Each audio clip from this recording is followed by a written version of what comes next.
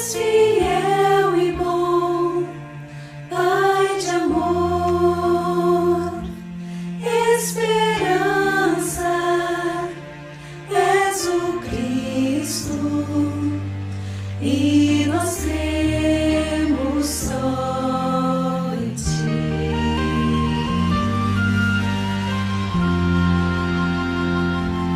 Tão precioso és, amoroso, és fiel e bom, Pai de amor, esperança, és o Cristo, e nós cremos só em Ti. Tua glória, ó Senhor, a igreja faz crescer, és a chama pra aquecer o mais frio coração, o amor que faz brotar no perdido a salvação. Cremos sim, somente em Ti.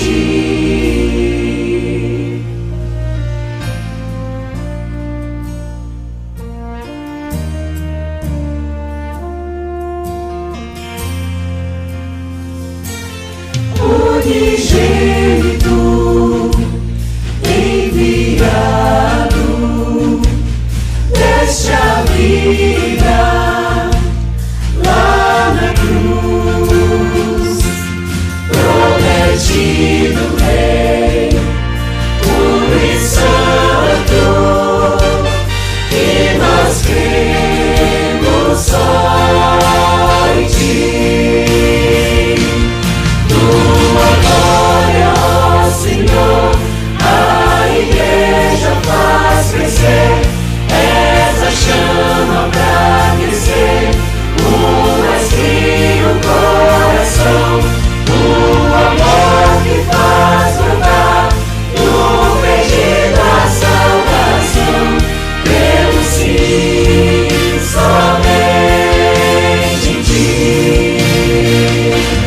Tua glória, ó Senhor, a igreja faz crescer, és a chama pra aquecer o mais frio coração, o amor que faz brotar no perdido a salvação. Cremos sim, somente em Ti.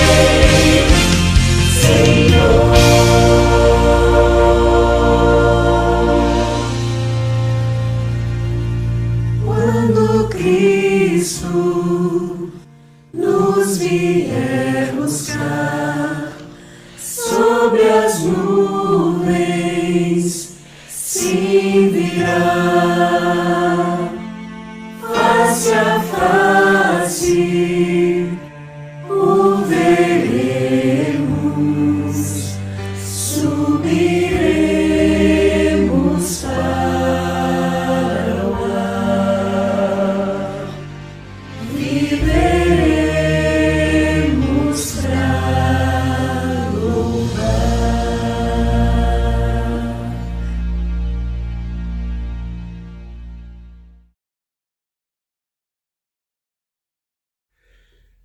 Bom dia, irmãos queridos. Nós estamos chegando para mais um culto.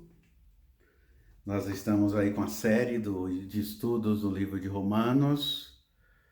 Na terça-feira próxima passada, tivemos o culto presencial e no culto presencial que nós tivemos, falamos sobre o capítulo de número 4, do versículo 1 ao versículo de número 8. Já tínhamos feito a introdução do estudo e hoje nós estaremos já vendo o versículo a partir do versículo de número 9. E aí no capítulo 4, Paulo começa falando sobre a justificação da fé, e ele coloca a vida de Abraão como sendo o motivo de todo o capítulo de número 4 do livro de Romanos. E Paulo mostra de que forma foi esta fé, a justificação de Abraão, sendo antes da lei, porque a lei só vem com Moisés, muito tempo depois. E aqui no capítulo de número 4, do versículo 9 a 13, se vocês observarem, apresenta Abraão o pai dos circuncisos e dos incircuncisos. O texto do capítulo 4, a partir do versículo 9, se vocês observarem aí no texto sagrado, percebe que o texto inicia dizendo: destina-se esta felicidade apenas aos circuncisos ou também aos incircuncisos? É uma pergunta. Já dissemos que no caso de Abraão, a fé lhe foi creditada com justiça. Então, aqui observamos a pergunta: tanto circuncisos como incircuncisos teriam também direito à felicidade, a ser feliz? O versículo 10 diz sobre quais circunstâncias, de que forma isso acontece, antes ou depois de ter sido circuncidado. Não foi depois, mas antes. E observamos o versículo 11, diz: assim ele recebeu a circuncisão como sinal, como selo da justiça que ele tinha pela fé, quando ainda não fora circuncidado. Portanto, ele é o pai de todos os que creem, sem terem sido circuncidados, a fim de que a justiça fosse creditado também a eles. O versículo 14, o versículo 12 diz que e é igualmente o pai dos circuncisos, que não somente são circuncisos, mas também andam nos passos da fé que teve nosso pai Abraão antes de passar pela circuncisão. O versículo 13 diz: não foi mediante a lei que Abraão e a sua descendência receberam a promessa de que ele seria herdeiro do mundo, mas mediante a justiça que vem da fé. Então, Abraão creu em Deus, por isso Deus fez uma aliança com Abraão e a sua descendência. E ele diz aqui: esta é a minha aliança, que guardareis entre ti e vós, a tua descendência depois de ti, que todo homem entre vós será circuncidado. e circuncidarei a carne de vosso prepúcio.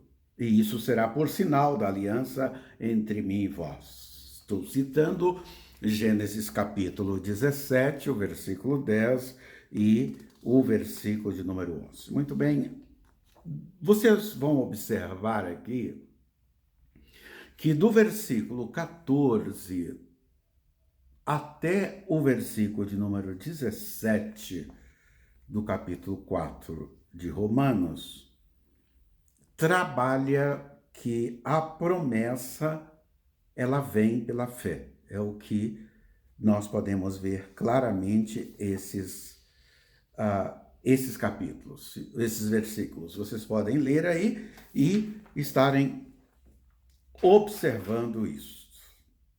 A bênção da justificação é somente para os que são circuncidados. Quando nós lemos aí do versículo 11 ao versículo de número 17, com certeza não. Observamos claramente essa questão. Abraão era incircunciso, ou seja, ele não era circuncidado quando creu em Deus e mesmo assim foi justificado pela fé. Segundo o teólogo John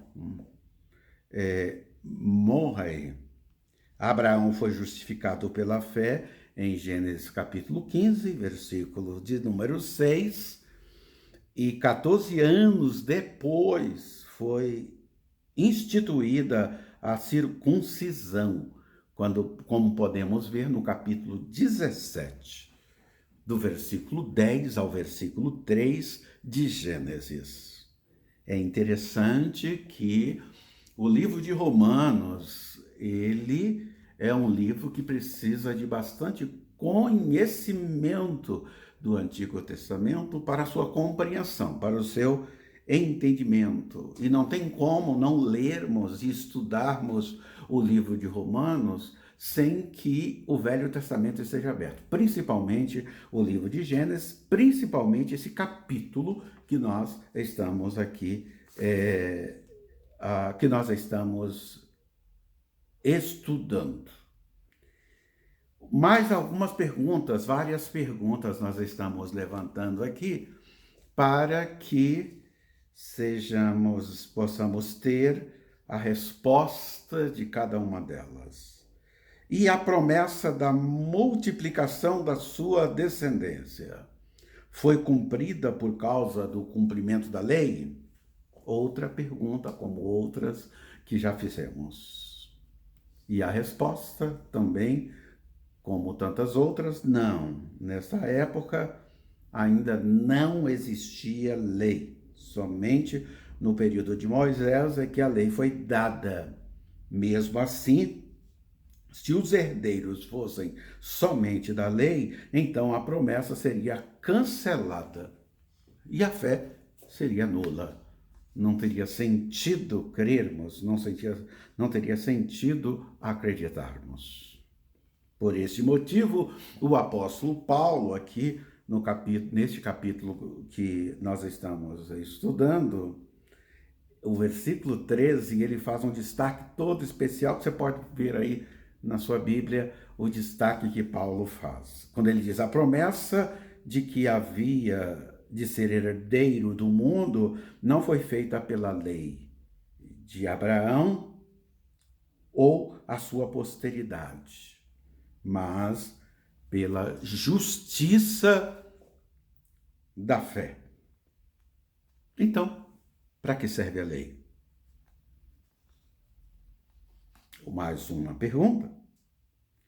E vem a resposta. A lei traz o castigo de Deus, julgamento. Mas onde não existe lei, também não existe desobediência à lei. Portanto, a promessa de Deus depende da fé, a fim de que a promessa seja garantida como presente de Deus a todos os descendentes de Abraão. Eu estou lendo o versículo 15 até o versículo 17.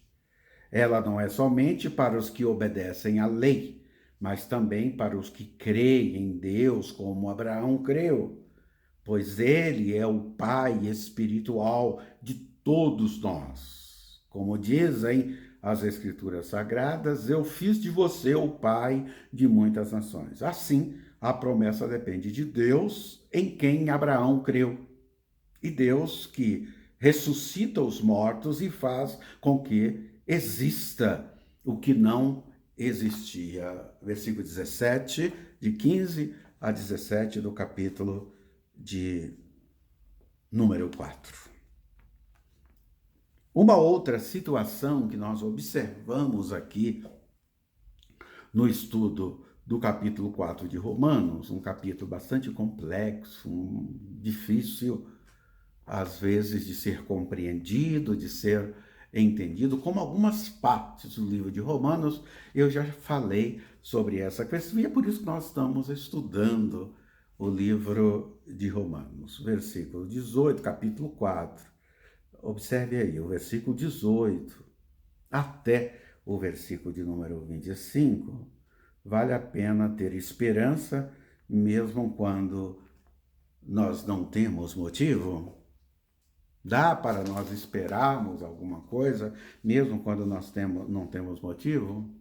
Olha só, o versículo 18 já começa a trazer essa resposta para nós. Versículo 18, observe aí o versículo 18. Abraão, contra toda a esperança, não havia nenhum motivo de esperança para Abraão, ele creu, tornando-se assim pai de muitas nações, como foi dito a seu respeito, assim será a sua descendência. Aí o versículo 19 volta a confirmar isso, versículo 20, o 21, o 22, o 23, o 24, fechando aí e tendo um destaque todo especial, o ponto mais forte da resposta dessa pergunta está aí no versículo de número 18. Mas o versículo 24 ele fecha dizendo, mas também para nós a quem Deus creditará justiça, a nós que cremos naquele que ressuscitou dos mortos. Quem é este? Nosso Senhor. É o que está dizendo aí a Bíblia, está dizendo a palavra de Deus. Abraão não tinha motivos visíveis para ter esperança diante do que Deus tinha falado. A situação dele era uma situação humanamente falando, cientificamente falando, sem esperança. Por quê? Porque ele tinha 99 anos, segundo o texto, sua esposa também muito idosa, ela não tinha mais nenhuma condição de ter filhos, e ele se mantém firme na promessa de Deus, acreditando na promessa de Deus. É assim que quem crer em Deus age independente das circunstâncias e das dificuldades. E aqui Paulo traz para nós seguirmos o exemplo de Abraão. Abraão sendo colocado como exemplo no Novo Testamento, aqui no estudo, aqui no livro, na narrativa divina que Paulo faz para nós. Ele tinha certeza absoluta que a promessa ela tinha uma origem. E a origem era a origem de Deus. Não tem nenhuma dúvida em relação a isto. Não era uma questão dos seus desejos pessoais, do que ele via, mas do que ele esperava. Sempre esperou em Deus. Crer e obedecer e estar atento àquilo que Deus tinha para ele. Quando ele olha para este texto de Gênesis capítulo 17, os versículos 10 e os versículos de número 11, era o que ele se apregava. Quando ele diz que esta é a minha aliança, ele coloca isto como uma aliança, então ele crê, ele acredita naquilo que o Senhor coloca, o Senhor coloca para ele. Ou seja, Abraão continua sendo o pai espiritual de todos nós. Nós somos filhos e filhas pela promessa, pela aliança feita por Deus a Abraão. Somos filhos e filhas, descendentes de Abraão, independente de você ser judeu ou você ser gentil. Não importa. Você vai continuar entendendo e compreendendo essas verdades. Depois vem a promessa da multiplicação da sua descendência, foi cumprida por causa do cumprimento da lei. E aqui, nessa parte, duas perguntas são levantadas. A primeira pergunta é a seguinte: e a promessa da multiplicação da sua descendência? Como fica? A segunda, foi cumprida por causa do cumprimento da lei? Novamente, nós temos aqui a resposta que não. E aí, nós chegamos ao fechamento do capítulo 4 de Romanos. Bem interessante aqui o versículo 22, observe aí, o versículo 22 até o versículo de número 25. Trabalha que a circuncisão foi um sinal da fé que Abraão tinha em Deus, um sinal. Sinal da fé, a circuncisão. É interessante que quando nós observamos, a circuncisão às vezes está muito parecida para Abraão como a ceia é para nós. A ceia para nós é um sinal de que Cristo vai voltar. A ceia para nós é um memorial, uma lembrança do que Jesus fez na nossa vida. Estávamos perdidos e ele achou. Estávamos condenados e ele nos libertou. E ele deu uma sentença favorável de liberdade para nós. E agora nós podemos conhecer novamente esta liberdade. E aqui, versículo 22 a 25, podemos ver isso. Esta é a fé que lhe foi computada por justiça. Ora, este crédito da fé para a justiça não foi registrado apenas em favor de Abraão, mas é um princípio divino que deve ser aplicado igualmente a nós. A fé também deve ser computada com justiça para nós que cremos naquele que ressuscitou dentre os mortos, a Jesus Cristo, o Senhor, o qual foi entregue à morte por nossos pecados e ressuscitou para garantir nossa justificação. Maravilhoso nós vermos isso. Então, irmãos queridos, amigos, quando nos arrependemos dos nossos pecados e cremos em Jesus, nós somos aceitos diante de Deus. Ou seja, somos justificados pela fé em Cristo Jesus, somente pela fé. É verdade que quando nós lemos, quando nós estudamos o livro de Romanos, e aqui estudando o capítulo de número 4, você percebe, nós já estamos aí com 3 estudos no capítulo 4, eu fiz uma introdução, na terça-feira levei uma palavra dos 18 primeiros primeiros versículos. E hoje nós estamos aí fechando esse estudo do capítulo 4. Então, é importante nós estarmos atentos ao que a palavra de Deus tem para nós. Vamos fazer o seguinte, nós estamos dividindo aí o nosso estudo com o pastor Marcos Botelho.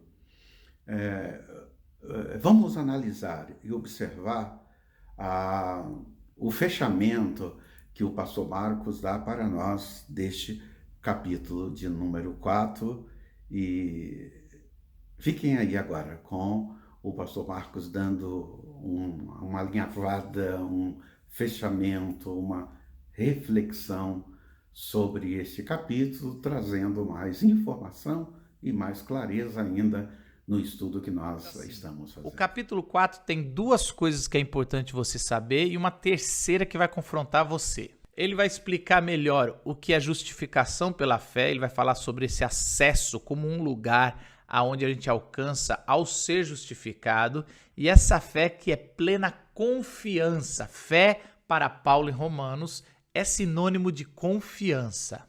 2. Como eu já falei, e aqui Paulo agora vai mostrar no capítulo 4 com muitas provas, que essa ideia que ele está falando da justificação pela fé não é algo novo. Desde o começo da revelação da antiga aliança, lá em Abraão, Deus já salvava pela justificação pela fé e não por obras. Agora, esse capítulo é importante para você pensar algumas coisas e para você ter um pensamento que geralmente, naturalmente, a gente não quer pensar. Uma coisa que você tem que colocar na tua cabeça, que eu e você somos gentios. E como Paulo já falou em outros capítulos, os gentios sempre querem arranjar um jeito de serem salvos pelas obras. Eles já tá esse vírus instalado na nossa alma, no nosso DNA, que a gente sempre vai ser idólatra, a gente sempre quer ser salvo pelas obras, fazer um jeitinho, agradar os deuses, apaziguar a coisa celestial. A gente tem esse pensamento que o cosmos vai agir ao nosso favor se a gente fizer e ter fé, sabe essa coisa assim que a gente vai colocando? Isso está lá dentro, não importa se você cresceu numa família evangélica, isso está lá porque é o DNA da queda. E se você já tem um pouquinho mais de caminhada evangélica, o debate ficou muito raso, muito no eu acho, em cima de Armínio e em cima de Calvino. Mas o que a gente deveria debater é a Bíblia, as Escrituras, como a gente está fazendo aqui. E aí, quando a gente vai ler um capítulo como esse, ou capítulo 2, 3 e 4, 5, até o 8 de Paulo aos Romanos, algumas questões vão vir na nossa cabeça e você vai ter que aceitar, encarar essas perguntas e responder com sinceridade e tomar uma decisão. Se o que a Bíblia está ensinando não é o que você sempre acreditou, com quem que você vai ficar? Com a palavra de Deus ou com o que você sempre achou? Outra pergunta importante. Se o que a Bíblia está ensinando e o que a gente está lendo aqui, aprendendo e que Paulo está revelando aos romanos e para a gente, contradiz a tradição que a igreja que você frequenta ou que o seu líder tem falado todas as semanas no púlpito, com quem que você vai ficar? Com a palavra de Deus revelada ou com a sua tradição eclesiástica? E a terceira pergunta que mais incomoda todos nós: se a salvação é pela graça, é de forma gratuita, obra de Deus e não nossa, por que eu e você somos salvos? Por que eu e você recebemos essa salvação? E por que alguns queridos nossos ainda, eu estou falando ainda, não receberam essa salvação? O que eles fizeram para não receber? O que a gente fez para receber? Essa é a pergunta que mais incomoda. E toda vez que a gente não quer responder essa pergunta, a gente volta para o default da alma, né? Para essa forma corrompida, para a natureza pecaminosa, e a gente fala: não, eu escolhi Jesus, eu fui salvo por méritos, eu no final das contas eu escolhi, e aquele que está lá no bar bebendo, fazendo coisa errada, ele não escolheu Jesus. No final das contas a gente sempre volta para a forma gentílica de pensar pecaminosa. E Paulo está confrontando isso, e eu espero que depois dos estudos a gente comece a pensar e ser mais honesto com quem a gente vai ficar, com a palavra de Deus ou com os nossos achos e com as nossas tradições religiosas? Bom, essas são perguntas indigestas que Paulo, a palavra de Deus e até mesmo eu estou convidando você para fazer e digerir.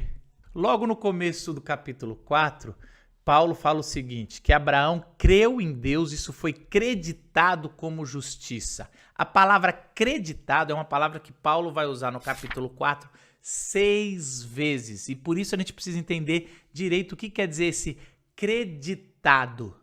Bom, Paulo vai começar a explicar sobre o que é ser creditado no versículo 4 e 5, fazendo duas comparações. Uma coisa é você ser creditado como um salário, outra coisa é você ganhar esse crédito. Ele vai falar que um cara que trabalha e ganha o seu salário, ou no final do mês, ou como no primeiro século, no final do dia, você recebe aquele seu salário, isso é mais que justo, é uma obrigação do patrão dar o salário para quem trabalhou. Isso não é a salvação. Ele está comparando como um pensamento errado de que eu primeiro obedeço a Deus e aí eu recebo a salvação. É esse salário. Aliás, a Bíblia fala ao contrário. Se a gente vai receber algum salário, é a morte, porque o salário do pecado é a morte. Olha que interessante. Então, o que a gente merece ganhar, ser creditado, é a morte eterna e não a vida. E aí Paulo vai falar, aquele que não trabalha, mas confia em Deus, é acreditado a salvação, como é com os gentios. É isso que Paulo foi construindo ao longo dos 3 primeiros capítulos, ele está concluindo aqui. Quer dizer que esse crédito, ele é dado gratuitamente, é um dinheiro que cai na conta da gente sem a gente ter trabalhado nada. É como se um dia você chegasse, olhasse a conta bancária e falasse, opa, ganhei R$1 bilhão, é mais ou menos isso, fui salvo, e foi salvo pela graça, mediante a fé. Paulo usa essa palavra acreditar na sua carta a Filemon, sobre o escravo que tinha fugido, Onésimo. Ele fala, coloca na minha conta, coloca no meu crédito, é a mesma palavra. Pelo jeito, Filemon estava devendo muito a Paulo e a Deus, e na verdade é isso que Paulo está usando. Ele está falando, assim como foi dado de graça para você esse crédito da salvação em Cristo Jesus, que eu apresentei há muito tempo, dê isso também ao próximo, dê isso para o seu escravo que está voltando, que não deveria ter fugido, mas agora você vai perdoar do mesmo jeito que você me perdoaria. Esse paralelo que Paulo faz sobre crédito com Deus e com Filemon é muito parecido com o paralelo que Jesus vai ter usado no Sermão do Monte. Perdoa as minhas dívidas como eu tenho perdoado os meus devedores, né? Então, a gente costuma dizer assim, se eu não perdoei os meus devedores, eu não vou receber o perdão de Deus. É o contrário, a gente lê aquele texto errado, eu até expliquei no meu estudo do Sermão do Monte, que também tem no Trilha-me de graça. Jesus está dizendo assim que por nós termos sido perdoados, nós também devemos perdoar. É uma obrigação nossa de alguém que recebeu esse crédito assim de forma gratuita.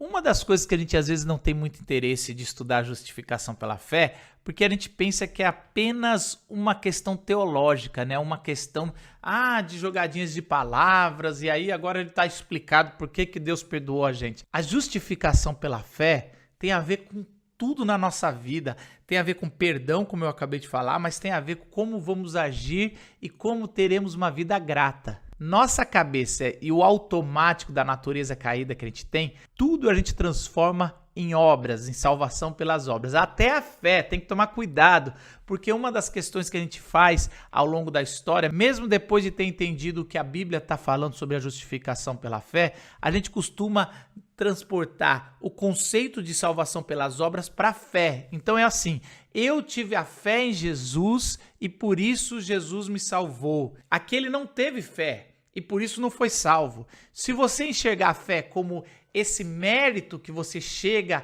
e enche um tanquinho até chegar à salvação, você está transformando a sua fé em salvação pelas obras. E não é isso que Paulo está dizendo, é muito claro por todo o contexto que essa fé é imputada em você, é colocada em você, é dom de Deus e não é algo meritório, é apenas uma fé, você simplesmente deixou Deus ser quem Ele é, você confiou que Deus vai ser Deus. Agora no versículo 6 do capítulo 4, Paulo sai um pouco de Gênesis 15 e vai para Salmo 32. E vai falar que o rei Davi já falava também sobre esse crédito, sobre essa imputação de se tornar justo que Deus fazia através da fé. Ele fala que nossas transgressões são perdoadas, fala que os nossos pecados são cobertos e fala que o nosso pecado o Senhor jamais leva em conta. Olha que maravilhoso como desde o Antigo Testamento em Abraão ou Davi, Deus está agindo de forma graciosa para com a sua criação, para com o seu povo. Vou tentar resumir os 8 primeiros versículos. Primeiro, Paulo deixa bem claro que Abraão não foi salvo pelas obras e sim salvo pela fé. Toda a promessa que Abraão recebeu foi creditada nele e porque ele acreditou e confiou em Deus, isso aconteceu. E nos 8 primeiros versículos, Paulo vai trazer 3 novas expressões que você precisa ficar esperto. Primeiro, Deus nos credita a fé como justiça. Ele coloca esse crédito em todo o seu povo, é algo feito por ele. Segundo, Deus nos credita justiça, independente das nossas obras. É um crédito gratuito que Deus dá para o seu povo. Terceiro, Deus se recusa a acreditar a punição dos nossos pecados e decide perdoar e cobrir esses nossos pecados.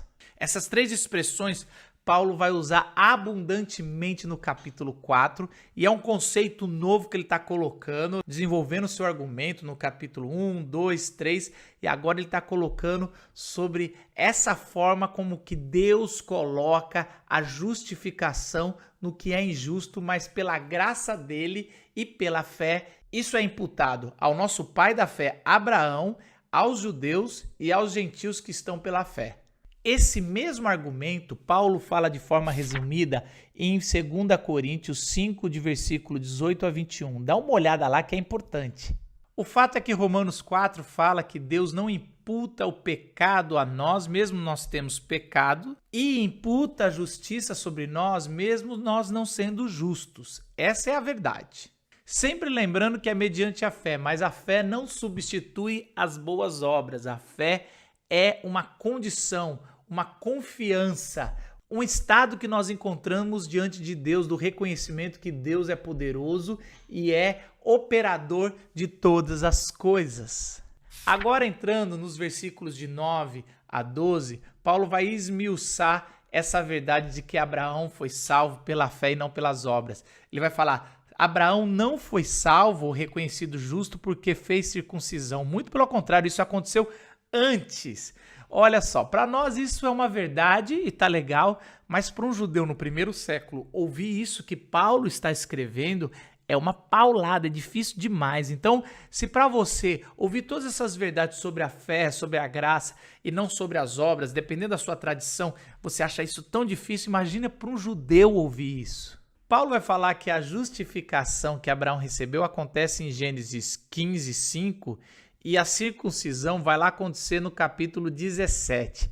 Essa diferença tem de 14 a 29 anos entre uma e outra. Primeiro Deus torna Abraão justo e depois ele recebe o sinal de que ele é justo, que era da circuncisão. É muito interessante isso porque dá um paralelo muito grande com o batismo. Primeiro nós somos salvos e somos considerados justos, depois nós temos um sinal visível para a comunidade, para abençoar a comunidade, para glorificar a Deus, para humilhar nosso inimigo Satanás, mas isso é um sinal de algo que já aconteceu antes, dentro. É esse o argumento que Paulo está usando com Abraão e a circuncisão. Está dizendo, olha, primeiro Abraão foi tornado justo, depois ele recebeu esse sinal que comprova a justificação que ele recebeu anos antes. E se você pegar o versículo 11 e 12, Paulo vai dizer uma verdade muito interessante, falando que o pai Abraão, ou Abraão é o pai não só dos judeus, ele é pai dos gentios pela fé e pai dos judeus pela fé sinalizada na circuncisão. E aí ele fala que Abraão é pai dos incircuncisos e circuncisos. Isso é um escândalo para o primeiro século, isso é um escândalo para o judaísmo, falar que Abraão é pai dos incircuncisos. Mas é exatamente isso, porque Paulo fala que a marca de Abraão é a fé e não a circuncisão. A circuncisão era apenas um sinal que um povo escolheu tomar, mas que agora não ia precisar. No versículo 13, Paulo fala que Abraão seria o herdeiro do mundo. E essa palavra no grego é traduzido como mundo, o planeta, tudo que é conhecido da criação. Isso é muito interessante que para os judeus essa tradução seria terra, no sentido que ele seria herdeiro da terra, aquela parte aonde se estabeleceu a terra prometida, né? Aonde se estabeleceu Israel. Mas Paulo até isso está trazendo uma nova amplitude, dizendo não, ele é um pai de muitas nações, ele é herdeiro do mundo. Então isso é interessante demais, que a fé dele vai alcançar o mundo. A fé que Deus colocou em Abraão vai o tornar pai da fé meu, seu e de terras que nem Paulo sabia, né, naquela época, como as Américas. Então é interessante que Abraão vai deixar como herança a fé que teve para o mundo todo. Paulo já resolveu o argumento da circuncisão. Agora ele vai trazer a lei para a tona. E você sabe que eu sou presbiteriano, eu gosto de tudo dividir em 3. Então Paulo vai trazer 3 razões, 3 argumentos para mostrar que Abraão foi justificado pela fé e não pela lei. A primeira razão é cronológica. É a mesma razão que Paulo usa em Gálatas 3,17, dizendo que a lei veio 430 anos depois que Abraão recebeu e foi imputado como justo.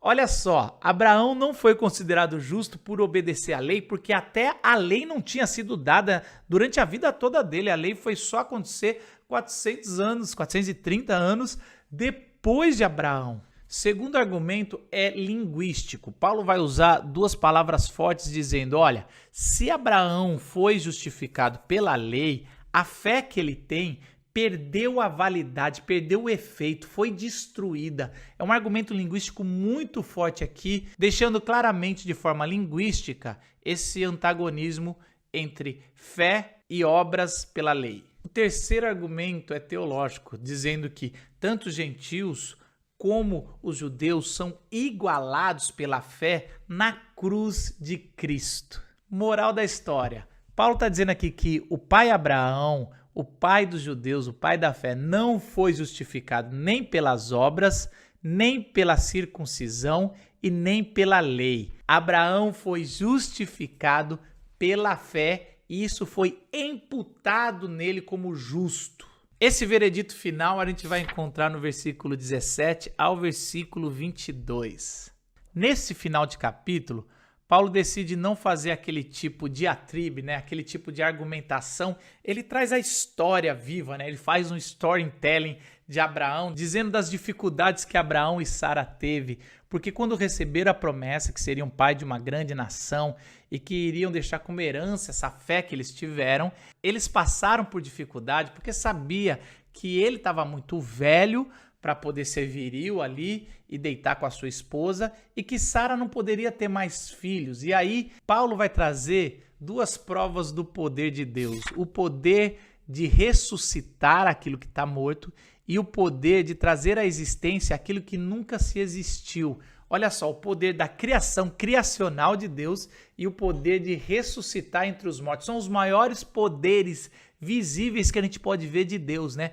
Criar do nada e também trazer à vida aquilo que está morto. E é exatamente isso que Deus faz em Abraão e Sara. Quando ele dá essa promessa, Abraão acredita, confia, tem fé que Deus é um Deus da criação e é um Deus de trazer à vida o que está morto, e por isso ele não duvida que ele seria pai de uma grande nação, pai na fé.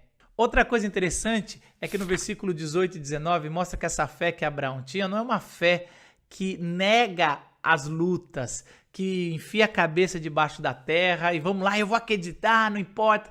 Não, ele conta que Abraão sabia das dificuldades, olhava as dificuldades, encarava as dificuldades, mas mesmo assim confiava em Deus.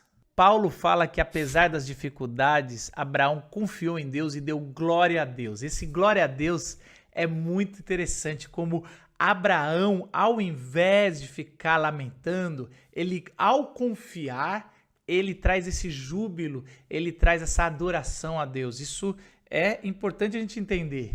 Alguns comentaristas colocam que isso significa que Abraão deixou Deus ser Deus. E é muito interessante como existe esse paralelo entre o poder de Deus e a fidelidade de Deus quando a gente adora e deixa Deus ser Deus. O que eles estavam querendo dizer é que Paulo aqui estava dizendo que essa fé que Abraão tem em Deus, em confiar em Deus e glorificar a Deus, é uma fé que simplesmente deixa Deus ser Deus. Não é uma fé de obras, mas é uma fé que tira a obra nossa e coloca os méritos em Deus. E aí Paulo acaba o capítulo 4 dizendo que a fé que Abraão tem é nossa também. Paulo explica que esse conceito que foi acreditado como justiça de Abraão foi também para nós que acreditamos em Jesus Cristo. Então, a mesma fé e o mesmo crédito que foi colocado em Abraão está disponível para mim, para você, para todos os gentios do mundo todo. Paulo encerra esse capítulo dizendo que Jesus foi entregue à morte por nossos pecados e foi ressuscitado para a nossa justificação. Essa frase é tão impactante que alguns dizem que Paulo provavelmente pegou de um credo ali do primeiro século da igreja primitiva, porque isso é muito forte. Primeiro porque Paulo está trazendo que Jesus foi morto pelo Pai. Esse entregue é entregue das mãos de quem tem poder, e esse poder é o Pai. Então, todo o argumento que Paulo está trazendo, que Deus é operador dessa justificação e dessa salvação, ele conclui aqui dizendo, essa operação que Deus fez de justificar, de declarar, de imputar justiça a todos aqueles que estão pela fé, custou a vida do Filho de Deus. O apóstolo João, já como bispo de Éfeso, mais tarde vai dizer no seu evangelho, porque Deus amou o mundo de tal maneira que deu seu único filho para todo aquele que nele crê, não pereça, mas tenha a vida eterna. Paulo está declarando aqui no final do capítulo 4 que Deus entregou o seu filho à morte e ressuscitou, também a obra de Deus, a ressurreição, ressuscitou o seu filho para a nossa justificação como fiéis. Olha só que coisa maravilhosa. Aqui Paulo está dando a chave de toda a justificação. A morte de Jesus pelos nossos pecados e a ressurreição de Jesus pela nossa justificação. É indivisível esses dois atos de Jesus, a crucificação e a morte, mas também a ressurreição do nosso Senhor Jesus Cristo. Meus queridos, que mensagem poderosa, porque é muito bom saber que não é invenção do Novo Testamento, não é invenção de Paulo, a justificação pela fé. Desde Gênesis já está lá que Deus é o autor da salvação, Deus é o protagonista da nossa história, não só da minha e da sua, mas da criação do mundo, e Ele é quem salva a gente. Através do seu Filho Jesus Cristo, quando morreu, Ele morre pelos meus pecados e Ele ressuscita para trazer justificação. Ele fez isso, Jesus, para justificar Abraão, que foi muito tempo antes. Olha só essa coisa atemporal. Jesus morreu na cruz para justificar Abraão e Abraão recebeu isso pela fé e foi imputado essa justificação nele. E isso é para mim e para você. Nós somos declarados justos perante Deus, não pelas obras, mas porque Jesus morreu na cruz e foi ressuscitado pelo Pai. Que Deus te abençoe e a gente se vê no próximo estudo. É isto. Quando nós nos propomos a estudar a palavra de Deus, nós só temos que sermos enriquecidos, nós só temos que ser abençoados. Agora, você fica aí atento aos próximos estudos. No próximo estudo, nós estaremos estudando o capítulo 5 de Romanos e nós estaremos trazendo mais informações, nós estaremos colocando isso de uma forma muito especial e eu quero incentivá-lo a começar a estar nos cultos presenciais. Hoje, por exemplo, no culto presencial, o nosso seminarista Ronaldo está fechando esse assunto para os irmãos. E na terça-feira, culto presencial, às 8 horas, nós estaremos com o capítulo de número 5 de Romanos. Eu quero incentivar você a estar na igreja, está tranquilo, está com bastante segurança. Às terças-feiras nós não temos muita gente. Colocar 50 pessoas, por exemplo, lá no nosso templo é uma segurança total. Nós colocamos 2 pessoas por banco e dá para colocar mais de 50 pessoas, colocando 2 pessoas por banco, colocando totalmente com um grande distanciamento.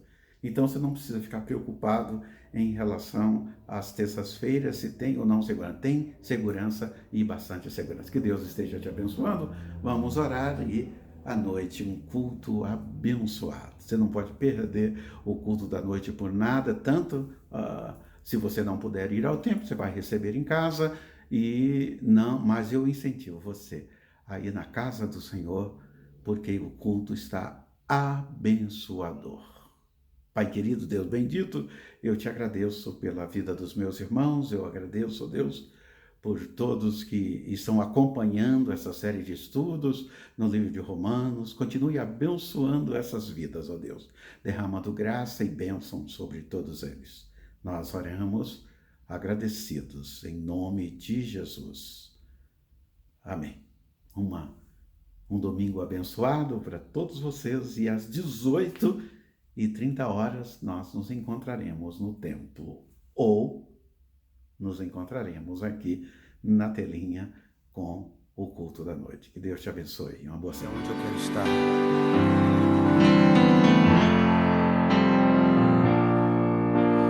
Perto quero estar, junto aos teus pés, pois prazer maior não há que me render e te adorar. Tudo que há em mim quero te ofertar,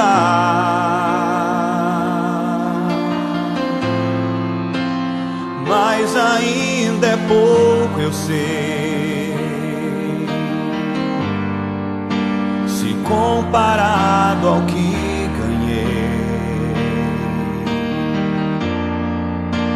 sou apenas servo, teu amigo me tornei.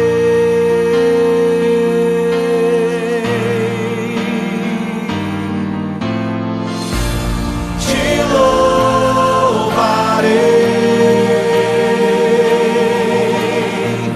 não importam as circunstâncias.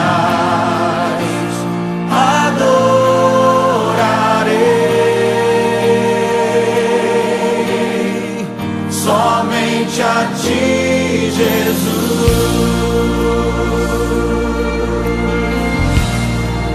As mulheres declaram: perto quero estar,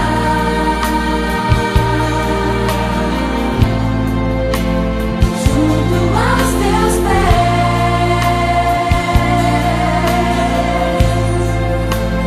pois prazer maior não há que me render e te adorar. os homens, tudo que há em mim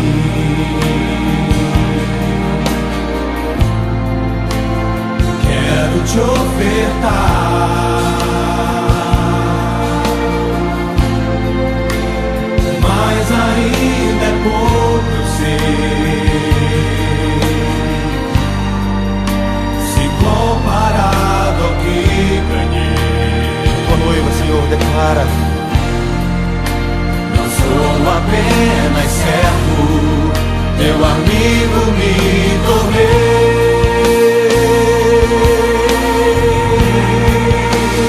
Por isso nós te louvaremos, Senhor. Te louvarei,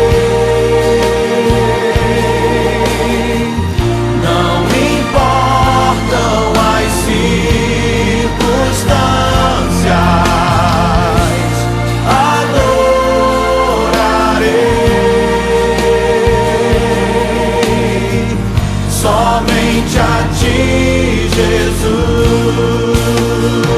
te louvarei, te louvarei. Não importam as circunstâncias,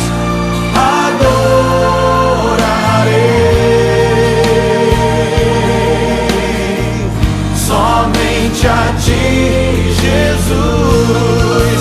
Eu te louvarei, te louvarei.